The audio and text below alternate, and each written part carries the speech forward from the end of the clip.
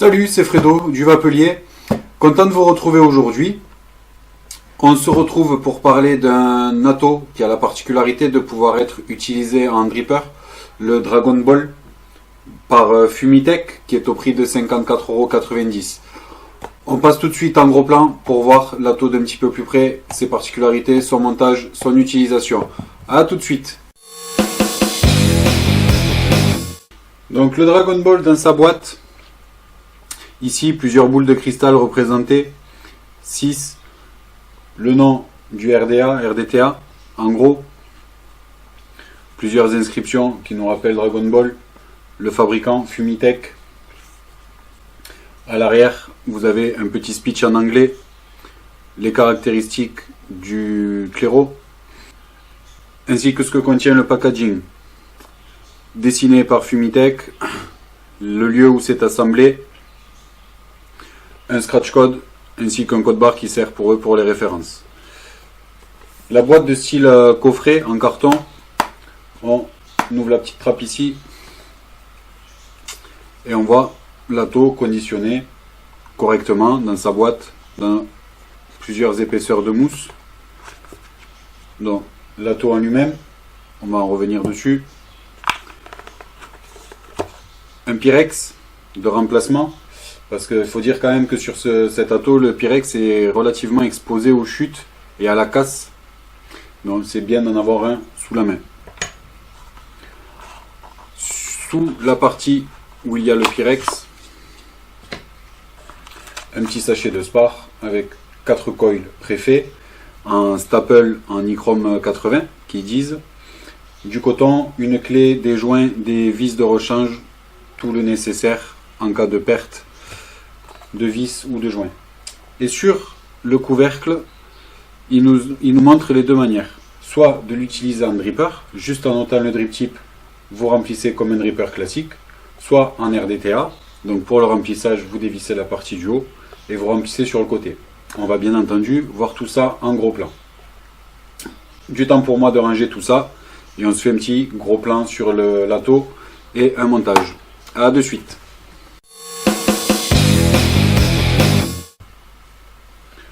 Gros plan sur la partie la plus intéressante. Nous voyons sur le top cap son drip tip qui est de taille moyenne, assez large pour l'aspiration, environ 11 mm de diamètre, l'intérieur. Une sérigraphie sur le dessus. Le Pyrex qui fait office de boule de cristal avec 4 étoiles, juste d'un seul côté.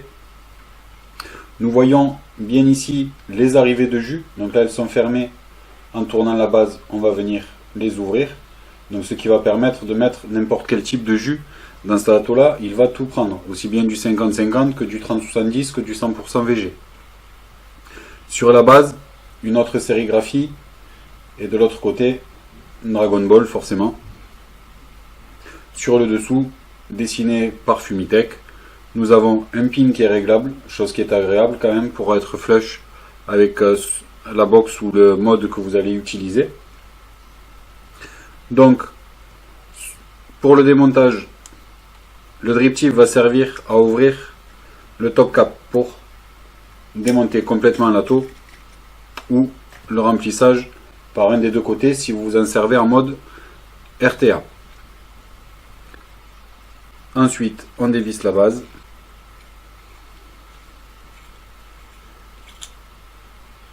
On voit bien ici un joint d'étanchéité, la conception du plateau, les air holes qui arrivent par-dessous les coils, une cuve assez profonde si on veut s'en servir en dripper.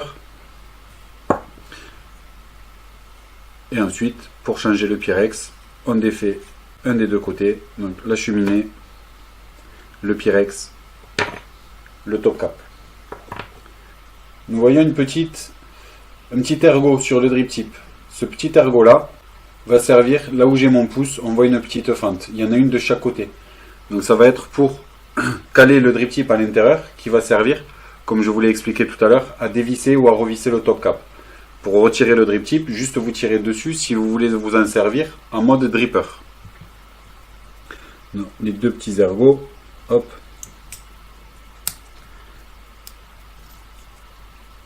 On le met dedans. et on va s'en servir, voilà, pour visser ou dévisser. Allez, on va faire un petit montage. Donc je vais utiliser les coils qui sont fournis, Staple NI80. Quand je monte mes coils sur les plateaux Velocity, je vais inverser, c'est-à-dire que d'un côté, je vais me servir du plot d'en haut, et pour l'autre côté, le plot d'en bas. N'hésitez pas à bien enfoncer la clé dans les vis BTR, parce que sinon vous allez les foirer. Il faut dire que les vis d'origine ne sont pas tip top. Allez, d'un côté en haut, de l'autre côté en bas. On vient positionner son coil plus ou moins au-dessus de l'airflow. Et après,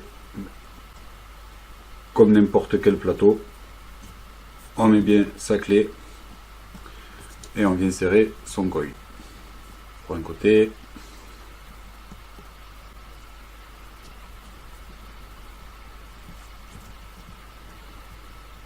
Voilà pour l'autre. On vient le travailler un petit peu avec les doigts pour qu'il soit relativement droit. On ne déborde pas de la base, donc ça ne gênera pas au moment de refermer la base. Et après, comme d'habitude, on vient couper les pattes qui dépassent. Voilà pour un coil. Mes deux coils sont mis. Avant chauffe, ça me dit 0,20. On va voir après chauffe. On va bien égaliser la chauffe des résistances.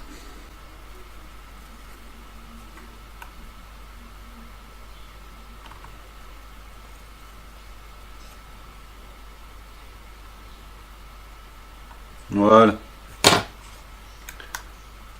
0,23. Je vais passer ma fiber que j'aurais coupée au préalable, Cotton Blend densité 2, une bande d'à peu près 7 mm et demi de largeur pour un coil qui fait 3 mm intérieur. Donc ça, comme d'habitude, on vient bien aplatir le bout, on donne une petite forme arrondie sans la tasser.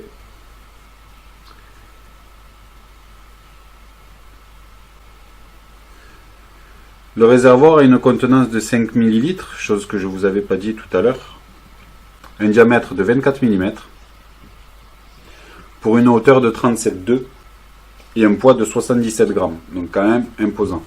Donc une fois que ma fiber est en place, je la coupe à peu près 1,5 cm du bord de mon coil. D'un côté, de l'autre.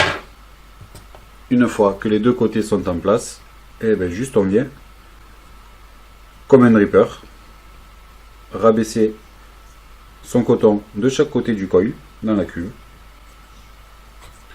Donc niveau dosage coton, les gars, si vous avez des fuites, ça sera dû simplement au dosage du coton. J'ai pu lire sur différents groupes de VAP de Facebook, des membres qui disaient qu'ils avaient des fuites au niveau du bas du Pyrex. Alors si ça vient vous arriver, vérifiez que le joint soit bien en place, qu'il ne soit pas pincé et que ça soit surtout bien serré. Parce que des fois on peut ne pas s'en rendre compte, ça sera desserré légèrement ou le joint pincé et forcément il y aura des fuites. Donc c'est pas dû à la conception du claireau. Je vous rassure tout de suite, je ne travaille pas pour Fumitech, donc je ne cherche pas à les défendre. Mais c'est simplement que des fois on lit des choses et certaines personnes ne voient pas plus loin que le bout de leur nez. Ils ont des fuites, donc de suite c'est de la merde, ça vaut rien. Et on en fait de la mauvaise pub. Alors quand quelque chose ne mérite pas de la mauvaise pub, eh bien, je ne me gêne pas de le dire que ça ne le mérite pas. Tout comme si je viens avoir un matériel qui n'en vaut pas la peine ou un liquide qui n'en vaut pas la peine, je ne me gênerai pas non plus pour le dire. Donc il faut savoir être honnête. Une fois que le coton est mis, on vient imbiber ces coils comme tout type de RDA, de RDTA. Donc l'avantage de celui-là, c'est qu'on va venir imbiber ici, mais on peut mettre un petit peu de jus au milieu. On referme.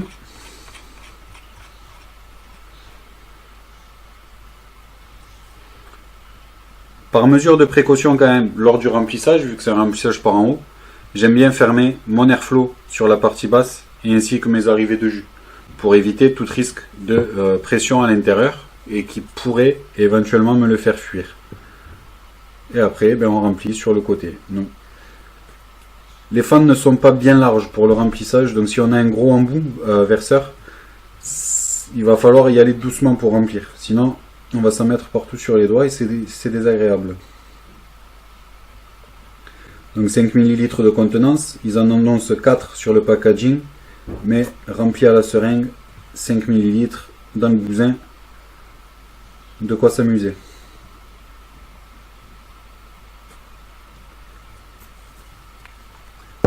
Rempli. Donc là, on le voit bien en configuration, si on enlève le top cap, pour s'en servir en tant que dripper. Donc, pour refermer donc, à l'aide du drip tip, c'est super pratique pour le refermer.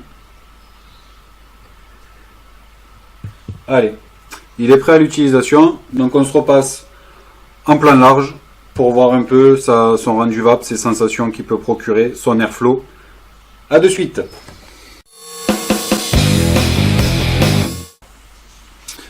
Allez, plan large pour le Dragon Ball RTA de chez Fumitech.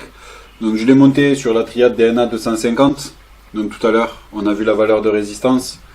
0,22. Pour débuter, une puissance de 41 watts. Airflow ouvert au maximum.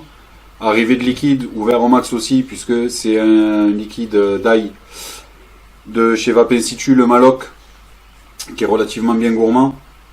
Donc c'est pour ça que mes arrivées de jus sont ouverts au max. Airflow ouvert au max, 41 watts.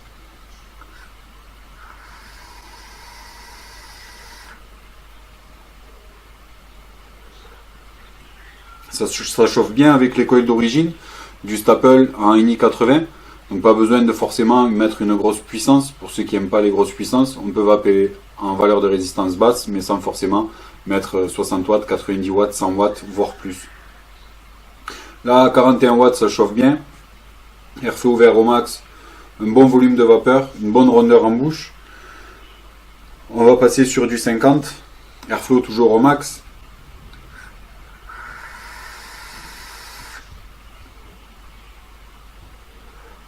Forcément, plus de chauffe, beaucoup plus de volume de vapeur. Vu que le liquide est gourmand, une restitution de saveur au-dessus aussi qu'à 41 watts, pas trop mal.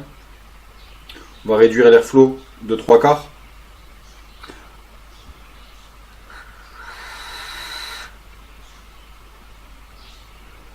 Airflow réduit, plus de saveur, moins de volume de vapeur puisque moins d'apport d'air. Donc ça va être à vous de le régler de la manière dont vous voulez. Moi j'aime bien quand c'est ouvert à fond, j'aime bien un tirage qui soit super aérien. Sur certaines rippers que j'ai, je vais les monter plus pour de la saveur que pour du gros nuage. Parce qu'il ne faut pas oublier qu'avant tout la vape, c'est surtout arrêter de fumer et ensuite avoir de bonnes saveurs en bouche. Les volumes de vapeur et les gros nuages, c'est quand on a envie de s'amuser, mais pas tout le temps. Juste par curiosité, de 50 on va directement franchir 70. Voir comment l'atto se comporte aussi, s'il encaisse bien la chauffe. Allez, 70, voyons.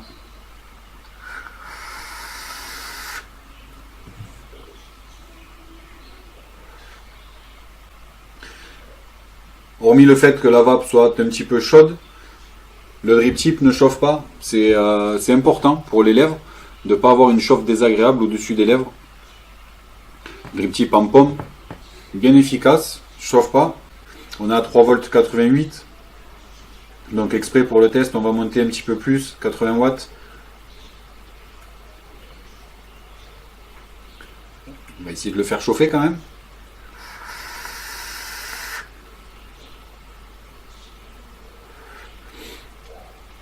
Toujours pareil, le drip tip chauffe pas. Le clairon en lui-même est pas chaud, juste tiède. Je sais pas si on va arriver à le faire chauffer.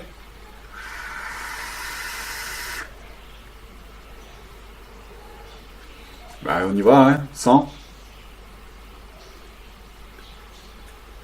Allez, 100 watts, on sera à 4,64 volts.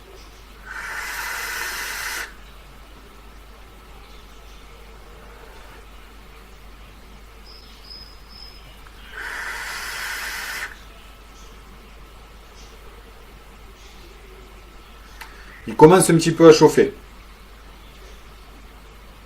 Donc 100 watts, ça commence à peine à chauffer. Donc il doit pouvoir encaisser beaucoup plus, mais j'ai pas envie de monter plus haut que 100 watts. Ça sera à vous de tester si vous en faites l'acquisition. Mais là 100 watts avec les coils d'origine, valeur de reste 0,22, il commence tout juste à être un petit peu chaud, rien de plus. L'atto va s'adresser soit aux personnes qui sont déjà calées dans le reconstructible, soit même à ceux qui veulent se lancer dans le reconstructible, puisque le dosage coton est facile. On a de la place sur le plateau type Velocity, donc on va pas s'embêter à monter les résistances, on l'a vu tout à l'heure, c'est relativement facile. Donc pour conclure, Dragon Ball de chez Fumitech, 4 ml annoncé par le fabricant, contenance réelle 5 ml, chose qui n'est pas négligeable. On peut s'en servir aussi bien en RDA qu'en RTA, on peut faire les deux. Ce que j'ai pas dit tout à l'heure, si vous voulez vous en servir en mode dripper, pensez à fermer vos arrivées de jus. Comme ça, vous pourrez mettre le jus que vous voulez en mode dripper et vous n'aurez pas de goût parasite de mélanger les deux saveurs. Ces points positifs vont être sa contenance, vont être qu'il ne chauffe pas. Le drip tip ne chauffe pas en bouche, c'est super agréable. Sa contenance de 5 ml qui n'est pas désagréable non plus. Airflow qu'on va pouvoir régler de serré ou aérien selon la vape que vous recherchez. Son plot positif qui est réglable, donc qui va permettre d'être flush avec n'importe quel type de box, de mode, de tube, du matériel que vous utilisez. Son point négatif va être les 33 mm du globe. Vous me direz, c'est ce qui fait son aspect. Ouais, c'est sûr, mais la moindre chute, le Pyrex va casser. Il y en a quand même un de rechange dans la boîte, mais il faut essayer de ne pas le faire tomber, puisque sinon, de Pyrex, ça part assez vite.